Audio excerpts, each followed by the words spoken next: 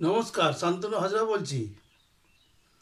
গতকাল পশ্চিমবঙ্গ বিরোধী দলনেতা শুভেন্দু অধিকারী একটি র্যালি বার করেছিলেন, চলো বারুইপুর।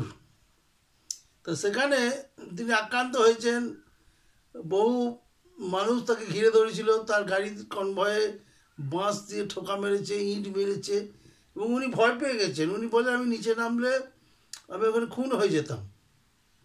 তারপর বলেছেন যে রোহিঙ্গা জঙ্গিরা আমাকে মেরে ফেলার একটা প্ল্যান করেছিল।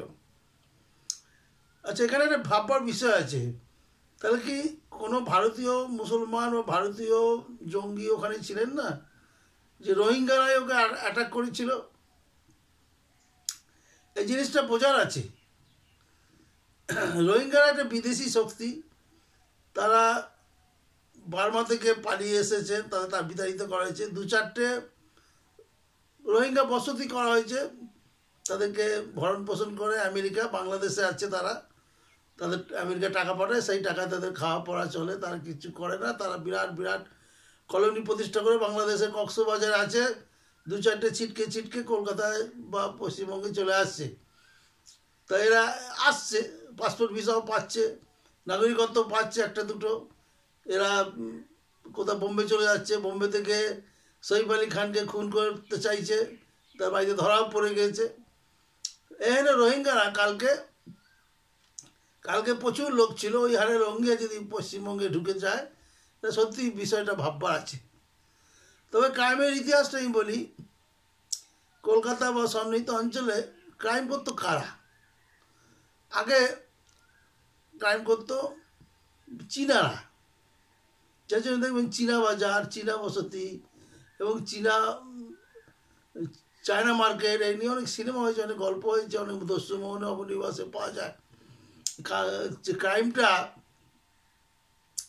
মূলত চীনারাই করতো। তার আগে সেই রঘু ডাকাতদের কাহিনী ছিল, যারা ক্রাইম করতো, ঠ্যাঙারের কাহিনী ছিল। তারপর চীনেরা পুরো এটা নিয়ে নেয়, ক্রাইমটা পুরো তারা দখলে নিয়ে নেয় এবং তারা কলকাতা শহরে ক্রাইম করে বেড়াতো, মানুষ গুম করে নিত, খুন করতো, ডাকাতি করতো। তারপর সেই চায়নারা তো চায়না দেখতেই পাওয়া যায় না, কলকাতার চায়না বাজারে আর চায়না দেখতে পাওয়া যায় না। তারপর হলো কি না, একটা দাঙ্গা হলো, দেশভাগ হলো। সেখানে নতুন করে গুন্ডার জন্ম হলো।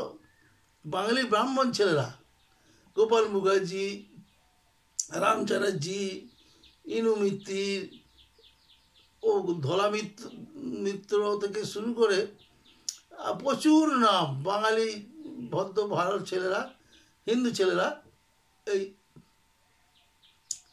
গুন্ডামিতে নেমে পড়েছিল। এইভাবেই চলছিল। ট্যাংরা, গোপাল, গোপাল, এসবই ব্রাহ্মণের ছেলে, বাঙালি হিন্দুর ছেলে। এটা চলতে চলতে কী হলো, 1980 সালে লাদেনের জন্ম হলো। লাদেন জন্ম হলে লাদেন মার্কেটে এলো, সবাই জানলো লাদেন বলে একজন মিশরীয় ধনকুবের, পরে জানা গেল ওর বাড়ি ছিল সুদান। সে ক্রাইম লাইনটা পুরো বিশ্বের মুসলমান জঙ্গিরা, মুসলমানরা তাদের ওদের একটা আইডিওলজি আছে। ওরা বলছে যে পরধর্মীদের খুন করলেই নাকি জান্নাতে যাওয়া যায়। জান্নাত কি না স্বর্গে, আমরাও তো স্বর্গে যেতে চাই এবং স্বর্গে গিয়ে হুরিদের সঙ্গে জীবন কাটাতে চাই। সেই জন্য ওরা জঙ্গি হয়ে গেল এবং ধারাবাহিকভাবে কখনো অস্ট্রেলিয়া, কখনো বালিদ্বীপ, এসব জায়গায় বোমবাস্ট করিয়ে বিশেষত আমেরিকানদের খুন করতে লাগলো। দিয়ে লাদেন জনমনে একটা প্রতিষ্ঠা পেয়ে গেল এবং দেখা গেল যে ভারতীয় বা বাঙালি মুসলিমরা অস্ত্র হাতে তুলে নিল এবং একটার পর একটা ক্রাইম সিনে তারা হাজির হতে লাগলো। একটা ডাকাতির ঘটনায় 5 জন ধরার পর 5 জনই মঈনুদ্দিন, গাজীউদ্দিন, কমলউদ্দিন। আবার একটা খুন খারাপিতে 3 জন আসামি নাম পাওয়া গেল, সে রশিদ খান, ফশিদ খান। কোনো হিন্দুর নাম আর আসছে না, শুধুই মুসলিম ছেলেদের নাম আসছে। আজকে একটা এমন অবস্থা হচ্ছে, একটা গণশত্রু আজ বাঙালি মুসলিমদেরকে পছন্দ করছে না, তাদের নামে একদম ভুলিয়া জারি হয়ে যাচ্ছে।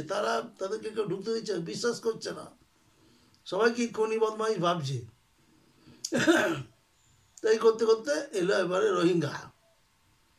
এই রোহিঙ্গারা বার্মায় ছিল, এদের কোনো জাত ছিল না, না বৌদ্ধ, না খ্রিস্টান, না মুসলমান। তা ফুকি ওদের ওই মায়ানমারের শাসিকা, উনি বলেছিলেন যে তোমরা মুসলমান হও, আমি তোমাদের নাগরিকত্ব দেব। না আরেকটু জটিল কোনো ব্যাপার হয়েছিল, ওরা মুসলমান হওয়ার পরেই ওদের দেশে তাড়িয়ে দিয়েছে। এবার অত জনসংখ্যা কোথায় যাবে, একটা বিরাট মহাসংকটে পড়লো। তারা বাংলাদেশে আশ্রয় নিল। এবার 2-4টে করে আমাদের দেশে আসছে। তবে কালকে শুভেন্দু অধিকারী যারা অ্যাটাক করেছিল সেই দলে থাকতে পারে রোহিঙ্গা 2-4টে, কিন্তু সবাই নয়।